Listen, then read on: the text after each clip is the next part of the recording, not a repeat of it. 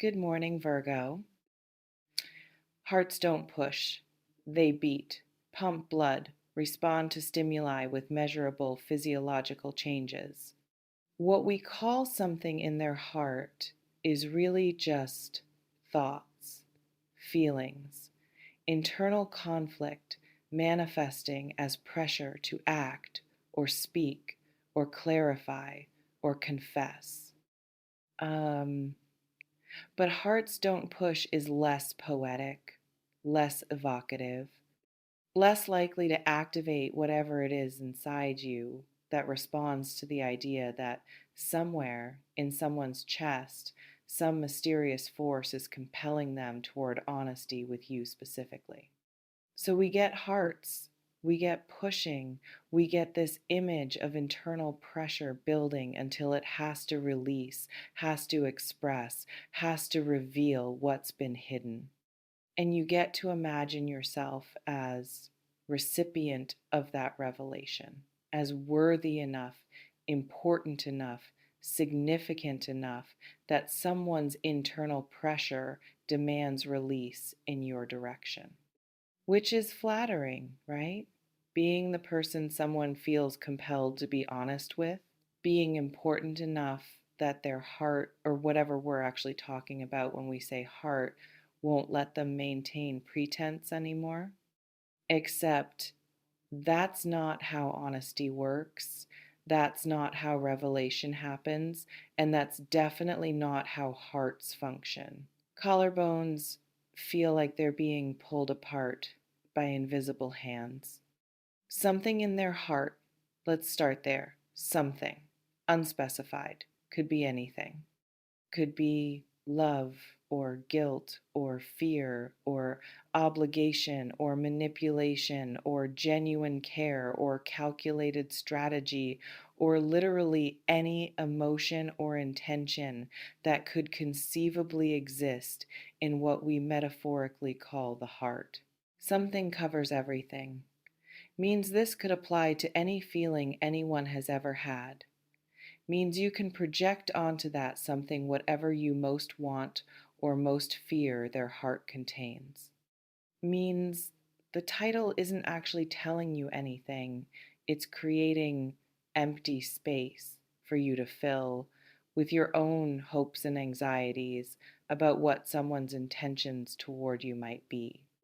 And in their heart, not in their mind, not in their consciousness, in their heart, that poetic location where we've decided real truth lives, where we've determined authentic feeling resides, as if heart somehow bypasses all the complexity of human motivation and intention and just contains pure truth about what someone really feels, really wants, really means. But hearts don't contain truth. They're metaphors we use to avoid saying their thoughts and feelings, which are probably contradictory and confused and shifting and not nearly as clear or singular as we'd like them to be. Hearts give us permission to imagine emotional life as simple, as pure, as knowable, as something that pushes toward revelation rather than remaining ambiguous and contradictory and fundamentally unknowable from outside perspective. So when we say something in their heart is pushing them, what we're really saying is we want to believe their emotional life is simple enough to push in one direction toward one revelation containing one truth that will finally make everything clear. But it's not. They're not. Emotional life is messy. Intentions are mixed. What someone reveals is often not what's most true, but what's most convenient or most strategic or most palatable to reveal in that moment to that person for that reason. Windpipe feeling constricted like breath has to fight to pass through. Pushing them, internal pressure, something building, mounting, becoming impossible to contain, until revelation becomes inevitable, until truth has to come out, until they have no choice but to express what's been hidden. That's the narrative. That's the story this title tells. And it's compelling because it removes agency, makes revelation not a choice, but an inevitability. Not something they decide to do, but something they're compelled to do by force. They can't resist, which is convenient for them if revelation is happening because something in their heart is pushing them, then they're not responsible. They're not choosing to speak. They're being forced to by their heart, by internal pressure, by something beyond their control. So, whatever they reveal, whatever truth comes out, whatever intentions become known, they can frame it as, I couldn't help it. Something in my heart made me tell you. They can position themselves as victim of their own emotions rather than as agent making choice about what to communicate and when and why. And that framing, that heart made me do it, framing, it's designed to elicit specific response from you. It's designed to make whatever they reveal seem more authentic because it was supposedly involuntary. More true because it was supposedly compelled rather than chosen. More deserving of consideration and response because they supposedly had no choice but to express it. But they do have choice, always. Hearts don't override will. Feelings don't eliminate agency. Internal pressure doesn't remove responsibility for what you choose to say and when you choose to say it and why you choose that particular moment with that particular person in that particular way. So if someone frames their revelation as something their heart pushed them to do, as something they couldn't help, as something that had to come out to be skeptical, not of the content necessarily, but of the framing, of the attempt to make revelation seem inevitable rather than chosen, of the strategy to position confession as compulsion rather than communication. Ribcage feeling like it's being compressed from all sides simultaneously to reveal their true intentions. Ah, yes, true intentions. As opposed to what? False intentions, fake intentions, the intentions they've been performing versus the intentions they actually hold. True implies there's been hiding, concealing, presenting one set of intentions while harboring different ones, playing role, performing version of themselves that doesn't match internal reality. And now, finally, supposedly, the truth is coming out, the real intentions are being revealed, the authentic motivation is being exposed. But here's a question worth sitting with. What makes one set of intentions more true than another? What if someone holds multiple intentions simultaneously, some of which contradict each other? What if their intentions shift depending on context, on mood, on what they stand to gain or lose in any given moment? What if they genuinely don't know their own intentions? Because intentions aren't static things we have, but dynamic processes we're constantly negotiating internally. True intentions suggests clarity that rarely exists, suggests people know what they want and why they want it, and have simply been choosing not to reveal that knowledge. But most people don't have that clarity. Most people are internally contradictory. Most people want things and also don't want them. Most people have motivations they're not aware of and intentions that shift before they fully form. So, when someone reveals their true intentions, what they're really revealing is how they're currently framing their motivations to themselves and to you. What story they're currently telling about what they want and why. What version of their internal experience they're choosing to present as truth.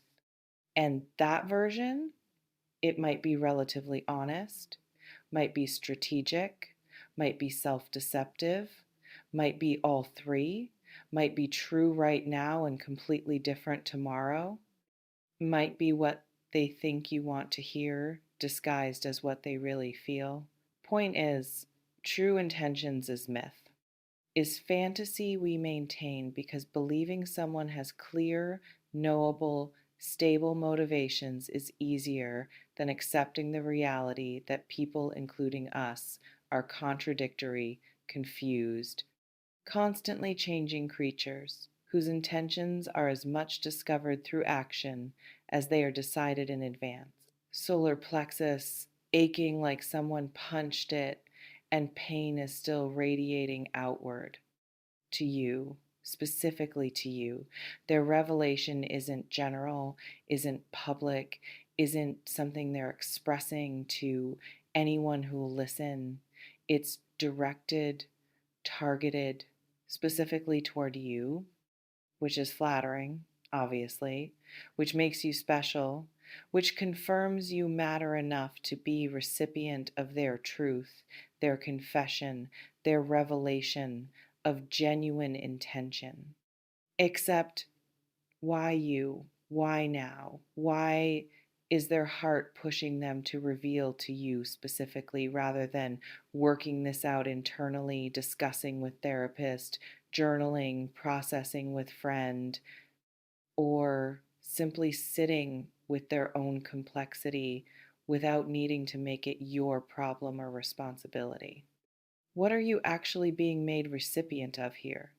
Genuine vulnerability or burden sharing, authentic connection or manipulation disguised as honesty, real truth, or strategic revelation designed to elicit specific response?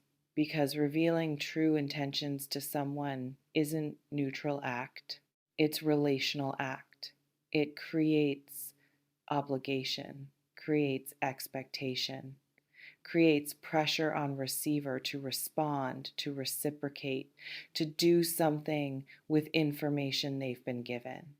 So when someone reveals their intentions to you, when they frame it as something they couldn't help, when they position it as truth pushed out by force beyond their control, ask yourself what they're actually doing.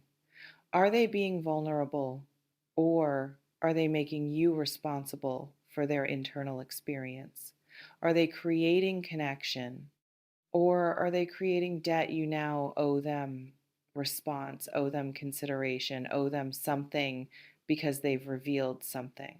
Genuine revelation creates space for response without demanding it, creates invitation without pressure, says, this is what's true for me without implicit, and now you have to do something about it. But revelation framed as compulsion, as something heart pushed them to do, as truth that had to come out specifically to you, that's different. That's revelation with hooks, with expectations, with pressure embedded in apparent vulnerability. So receive it carefully, consider it honestly, but don't let framing, don't let claim that heart pushed them make you feel obligated to respond in particular way or carry their revelation as burden or make their truth your responsibility. Temples throbbing with pulse that feels too prominent, too present. Something in their heart is pushing them to reveal their true intentions to you. Read that whole thing again. Notice every assumption embedded in every phrase. Notice what it's activating in you. Notice where your mind went immediately when you read it, who you thought of, what you hoped they'd reveal, what you feared they'd confess. All of that that immediate activation, that filling in blanks with specific person and specific revelation. That's not the title telling you something. That's you telling yourself something. That's you revealing to yourself what you're hoping for or afraid of. That's you exposing your own expectations and anxieties by projecting them onto vague promise about someone else's heart and intentions.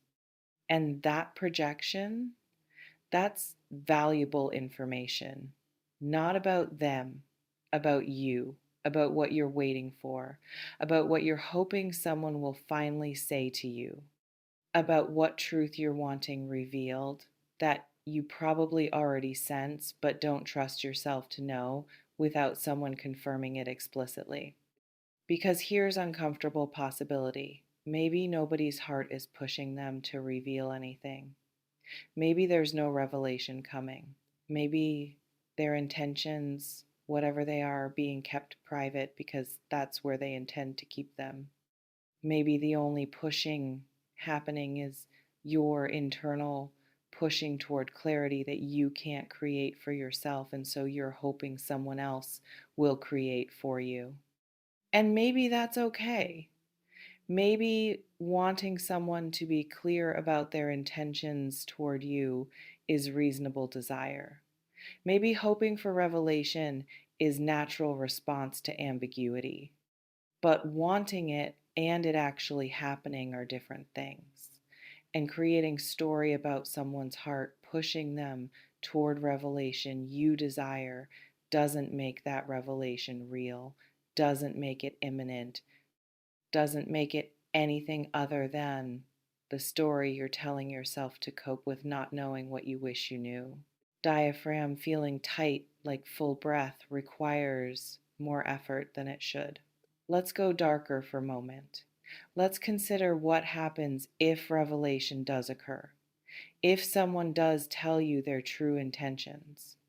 If their heart does supposedly push them to clarity about what they want from you, with you, regarding you, are you ready for what they might say? Have you considered that revelation might not be what you want to hear? That true intentions might include things like, I've been using you, or I never felt what you thought I felt, or my interest was strategic, not authentic, or I wanted something from you and now that I have it, my intentions have changed. Because revelation of true intentions isn't always romantic, isn't always clarifying in ways that feel good, isn't always confession of hidden love or suppressed desire or authentic connection masked by fear. Sometimes revelation is someone admitting they were never that invested. We're always hedging. We're keeping you as option while pursuing others. We're interested in what you could provide more than in who you are. And if that's what revelation contains, if that's what their pushed by heart truth turns out to be, then what? Then how do you feel about having anticipated it? Then what do you do with information you maybe didn't want but asked for anyway by investing energy in hoping for revelation?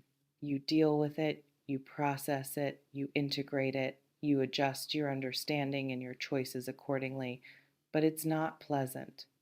It's not what you hoped for when you read title promising something in their heart, pushing toward revelation. So before you invest too heavily in this promise, before you project too much hope onto vague suggestion of coming clarity, consider whether you actually want revelation, whether you're ready for whatever truth might be revealed, whether knowing is actually better than not knowing, or whether sometimes ambiguity is more comfortable than clarity that confirms your fears. Sacrum feeling like it's rotated slightly out of alignment with the rest of spine. Here's alternative reading. Here's what might actually be happening. Not that something in someone else's heart is pushing them toward revelation. but that something in your heart is pushing you toward demanding clarity, toward insisting on knowing, toward no longer tolerating ambiguity about someone's intentions toward you. And that pushing yours, not theirs, that's valid, that's reasonable, that's self respect, saying, I deserve to know where I stand. I deserve clarity about intentions. I deserve to not be kept in limbo while someone figures out what they want. So maybe instead of waiting for their heart to push them, your heart needs to push you to ask directly, to require clarity, to communicate your own needs instead of hoping they'll spontaneously reveal their intentions without you having to request that revelation. Because that's often what we do, isn't it? We wait, we hope, we wish someone would just tell us what we want to know without us having to ask for it. Because asking feels vulnerable, feels risky, feels like admitting we care about answer and therefore giving someone power to hurt us with their response. But waiting for someone to volunteer information they might never volunteer, hoping their heart pushes them toward revelation that might never come, expecting clarity that might never be offered, that's not less vulnerable. That's not less risky. That's not protecting you from potential hurt. That's just prolonging uncertainty, extending ambiguity, keeping yourself in state of not knowing while hoping someone else will change that state for you without you having to do uncomfortable work of asking directly for information you need. So maybe this is moment. Maybe this title landing in front of you right now is sign, not that someone's about to reveal something, but that you need to stop waiting and start requiring. Need to push yourself, not wait for their heart to push them toward conversation where intentions get clarified because you asked for that clarification and maybe they respond with honesty, maybe they don't, maybe they reveal, maybe they deflect, maybe they get clearer, maybe they get vaguer, but at least you know, at least you acted. At least you stopped giving your power away to hope that someone else will volunteer what you can request yourself. Ankle joints feeling unstable, like they might roll with any wrong step. Something in their heart is pushing them to reveal their true intentions to you. Maybe, maybe not. Maybe it's wishful thinking. Maybe it's accurate reading of energy you're picking up on. Maybe it's complete fabrication designed to activate your hope and keep you checking for signs of revelation that never comes. Doesn't matter which. What matters is what you do. Do you wait? Do you hope? Do you stay passive while supposedly monitoring for signs that their heart is pushing them toward clarity with you? Or do you activate yourself? Do you push yourself toward the clarity you want? Do you stop waiting for revelation and start requiring it through direct communication? Because here's truth that nobody wants to hear. Hearts don't push anyone toward anything. People choose. They decide what to reveal and when and to whom. They control their communication. They determine what they express and what they keep private. And if someone hasn't revealed their intentions to you yet, it's not because their heart hasn't pushed them hard enough. It's because they've chosen not to. Because whatever their reasons, fear or ambivalence or strategy or genuine confusion about their own intentions, they've decided that keeping you uncertain serves them better than giving you clarity. And you can wait for that to change, can hope something shifts internally for them that makes revelation seem necessary or beneficial or safe, can invest energy in believing their heart will eventually push them toward honesty with you. Or you can recognize that your need for clarity is valid now, that you don't have to wait for them to volunteer what you can ask for directly, that you have agency here, that you can create conversation where intentions get discussed, whether their heart is pushing them or not. Both are choices, neither is wrong, but one keeps you passive and waiting, and one makes you active participant in getting the clarity you need. Choose accordingly. Truth isn't found in others' stories. It's discovered in your own silence. No predictions, just presence. Stay curious, stay awake,